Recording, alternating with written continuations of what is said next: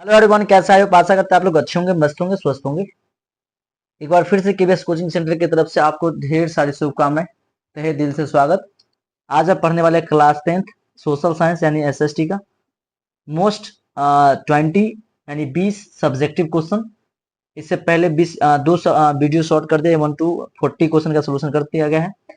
तब आप उम्मीद करते हैं कि अगर आप बेहतर से बेहतर तैयारी करना चाहते हैं तो आप इस चैनल से जुड़े। आपका अपना channel KBS coaching centre class 6 से 12 तक का ऑल सब्जेक्ट की तैयारी आपको फ्री ऑफ कॉस्ट में यहाँ से कराई जाएगी। तो उम्मीद करते हैं कि आपको अच्छा लगे। चलिए क्वेश्चन पढ़ते 41 41 नंबर क्वेश्चन। निम्नलिखित नदी घाटी परियोजनाएं किन किन राज्यों में अवस्थित हैं? हीराकुंड, तुंगभद्रा और रिहांद। आप तीनों परियोजना के बारे में आपको बताना है कि कहाँ पर स्थित है। आंसर लिखना।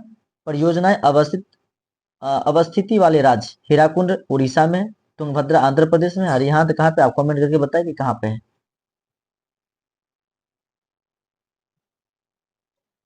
क्वेश्चन पढ़ने 42 नंबर क्वेश्चन। वन्य जीवों के हार्स में प्रदूषण जनित समस्याओं पर अपना विचार स्पष्ट कीजिए। बढ़ते प्रदूषण ने भी वन्य जीवों के हार्स में अपनी भूमिका निभाई है। परावैंगनी किरणों, अम्ल वर्षा, हरित गृह प्रवाह द्वारा वन्य जीवों एवं वनों को नुकसान पहुंचाया है। इसके अलावे वायु एवं जल प्रदूषण ने भी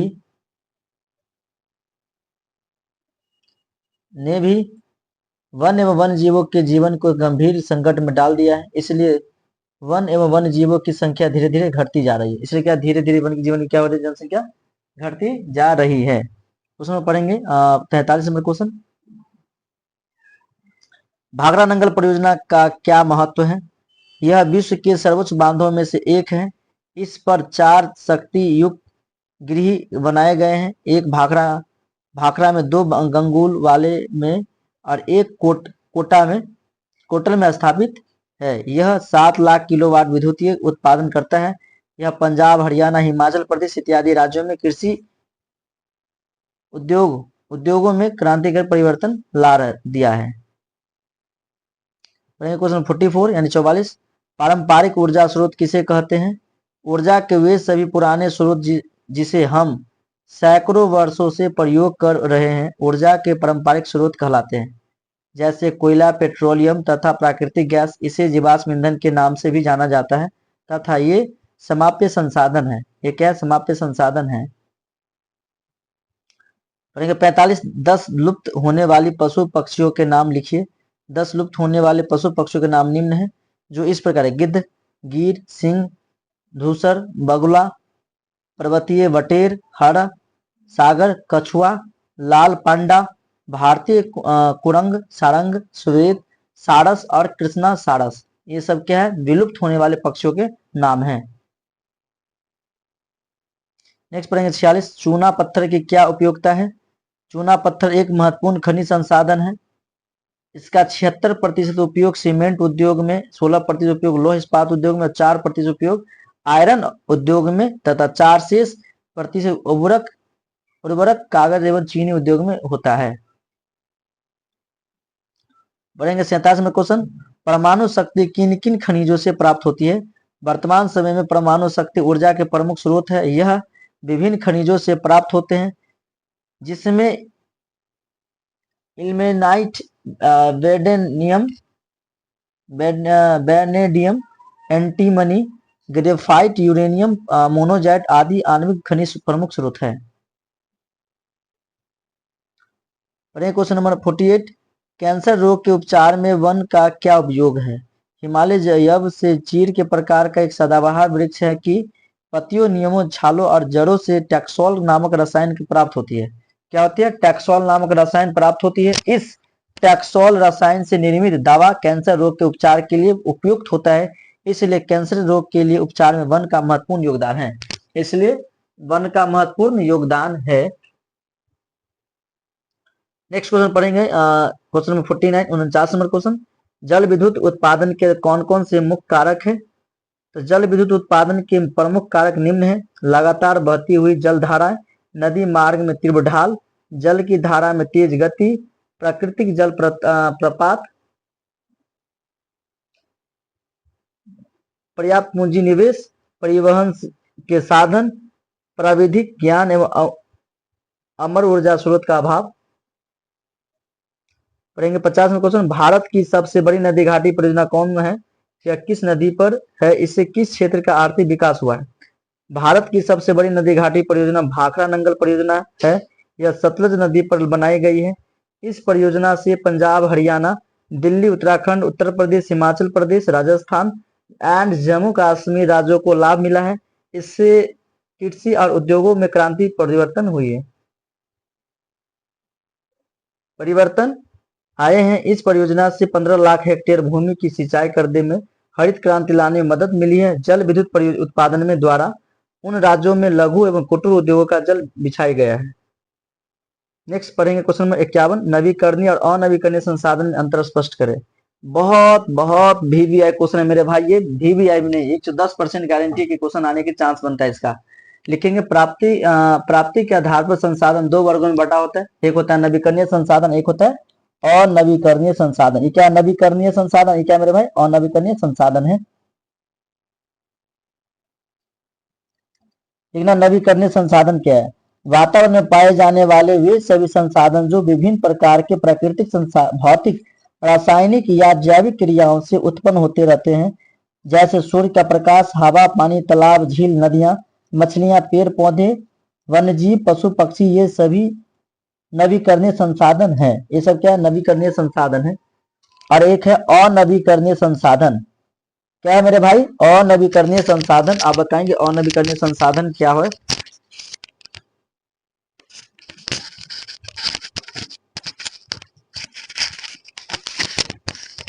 बताना अनवीकरणीय संसाधन क्या है, बताना।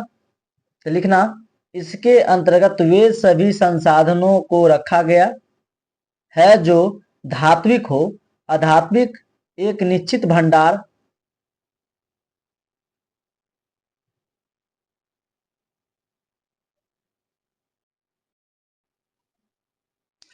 तो बताइए क्या लिखा है, अनवीकरणीय संसाधन। इसके अंतर्गत वे सभी संसाधनों को रखा गया है जो धात्विक हो या अधात्विक, एक निश्चित भंडार के रूप में पृथ्वी के अंदर जमा है। इन्हें कृत्रिम रूप से पुनः बनाए जाना संभव नहीं है। अतः एक बार इनके भंडार समाप्त हो जाने पर कठिनाई होती है, जैसे कोयला, पेट्रोलियम, लौह अयस्क, बॉक्साइट, मैग्नीशियम आदि ये अनवीकरणीय संसाधन है। नेक्स्ट क्वेश्चन पढ़ेंगे मेरे भाई।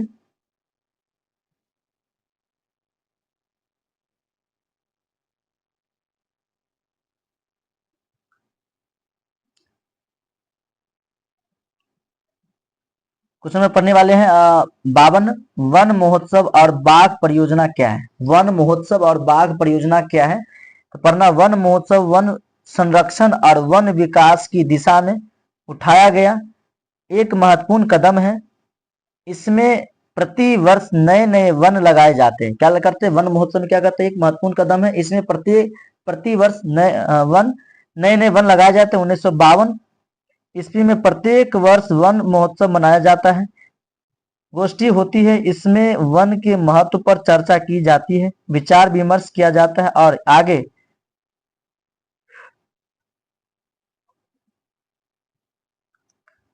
और वन महोत्सव पर चर्चा की जाती है और विचार विमर्श किया जाता है और आगे की योजना बनाई जाती है। बाघ परियोजना बाघ जैसे महत्वपूर्ण वन जीव की सुरक्षा एवं वृद्धि के लिए बनाई गई है। योजना इसके अंतर्गत 27 बाघ अभ्यारण्य है, जैसे झारखंड, उत्तराखंड, कार्बेट, बेतला, मध्य प्रदेश, कान्हा राष्ट्रीय नंदन कान्हा अभ्यारण्य बनाए गए हैं, जिसका परिणाम यह हुआ कि दिनों दिन बाघ की संख्या वृद्धि होने लगी और अच्छा परिणाम निकलने को मिला। क्वेश्चन नंबर 53, सौर ऊर्जा का उत्पादन कैसे होता है, बताइएंगे। सौर ऊर्जा का उत्पादन कैसे होता है, पढ़ेंगे आंसर लिखना।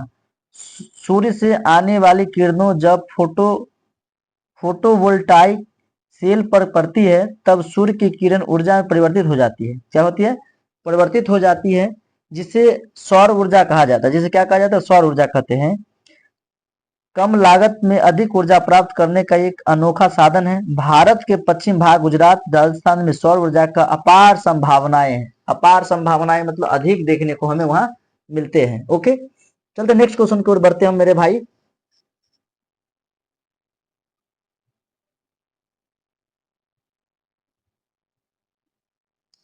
क्वेश्चन पढ़ेंगे 54 नंबर क्वेश्चन।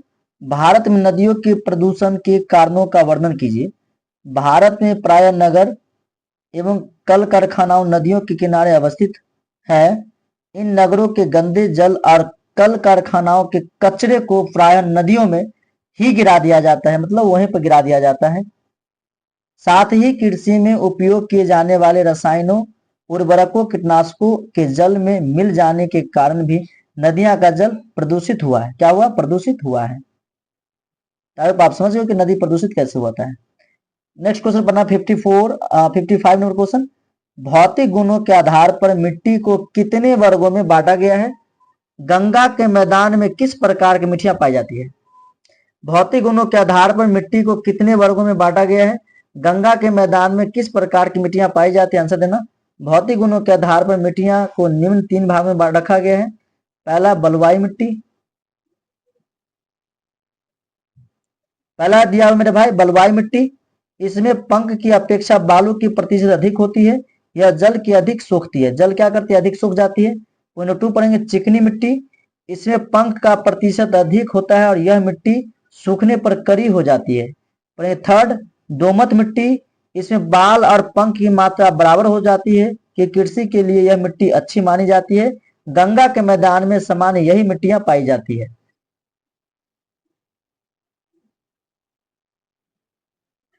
नेक्स्ट पढ़ेंगे 56 नंबर क्वेश्चन। मुंबई हाई तेल उत्पादक क्षेत्र का परिचय दें। आप बताएं कि मुंबई हाई किस लिए प्रसिद्ध है? तो आप बताएंगे तेल खनिज के लिए प्रसिद्ध है। खनिज उत्पादन में इसका बहुत बड़ा योगदान होता है। लिखेंगे 1973 में बंबई द्वीप के निकट अरब सागर में सागर तल का वेधन कर तेल निकाला गया। यह तेल क्षेत्र बंबई हाई के नाम से प्रसिद्ध है।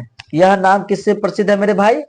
तो बंबई हाई के नाम से प्रसिद्ध है, जो समुद्र तट से 115 किलोमीटर की दूरी पर है। यहाँ सागर सम्राट नामक जल मंच बनाया गया। क्या बनाया गया? सागर सम्राट नामक जल मंच बनाया गया, जिससे तेल की खुदाई में सुविधा मिलती है। क्या मिलती है? यह महाराष्ट्र का एकमात्र तेल उत्पादक केंद्र है। इनसे 1974 से तेल उत्पादक का कार्य करना क्या कर दिया? शुरू किया गया। 1974 तेल उत्पादन शुरू किया गया। आज भारत के सर्वाधिक तेल उत्पादक क्षेत्र में यही है।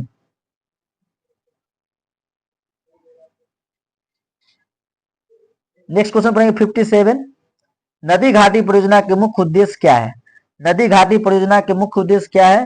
तो पढ़ेंगे इन परियोजनाओं का मुख्य उद्देश्य है समन्वित रूप से नदी घाटियों से जुड़ी विभिन्न समस्याओं को हल करना, मृदा अपरदन पर रोक, सिंचाई एवं पीने के लिए पानी उपयोग, गांव और नगरों के जल विद्युत उत्पादन, अंतःस्थलीय जल परिवहन का कई अन्य सुविधाएं जैसे मनोरंजन, वाणिज्य, संरक्षण और मत्स्य के विकास भी की जाती है। नेक्स्ट पढ़ेंगे मेरे भाई मोस्ट पॉपुलर क्वेश्चन है 58 नंबर क्वेश्चन। अभ्यारण्य क्या है? अभ्यारण्य क्या है? किन्हीं दो के नाम लिखे और उनकी स्थिति बताएं। आंसर लिखना। वन्य प्राणियों को संरक्षित करने के लिए उन्हें भविष्य में लुप्त होने से बचने के लिए सरकारी स्तर पर कई प्रकार के प्रयास किए गए हैं। उन्हीं में एक वन्य जीव अभ्यारण्य है स्थापित किया गया है जाता है, जिसमें सक्षम पदाधिकारी की अनुमति के बिना किसी भी पक्षी या पशु को मारना, शिकार करना या पकड़ना वर्जित होता है। भारतवर्ष में कुल 513 अभ्यारण्य स्थापित है। कितने स्थापित है मेरे भाई? 513, जिसमें असम राज्य काजीरंगा और अरुणाचल प्रदेश राज्य में नामदफा महत्वपूर्ण माना जाता है। 59 नंबर। पृथ्वी को नीला ग्रह की संज्ञा क्यों दी जाती है? बताना।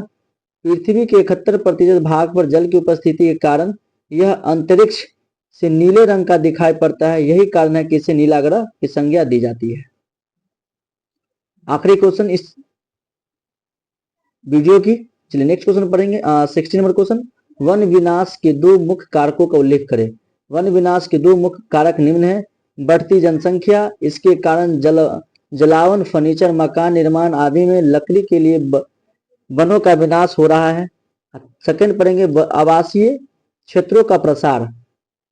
आवास का क्षेत्र इतना बढ़ता गया है कि लोग अब जंगल के क्षेत्र में आवासों का विस्तार कर रहे हैं। Okay bye. वीडियो आपको अच्छा लगा हो तो लाइक शेयर कमेंट जरूर करेंगे। आपका अपना channel KVS coaching centre class 6 से 12 तक का किसी भी सब्जेक्ट का फैकल्टी से आपका तो ऑल सब्जेक्ट की तैयारी इस चैनल के माध्यम से कराए जाते हैं। अगर आप हमसे ऑफलाइन पढ़ना चाहेंगे तो KVS coaching centre Maharajganj Madhubani and बड़ा बाजार मधुबनी। Okay bye. मिलते हैं नेक्स्ट वीडियो के साथ।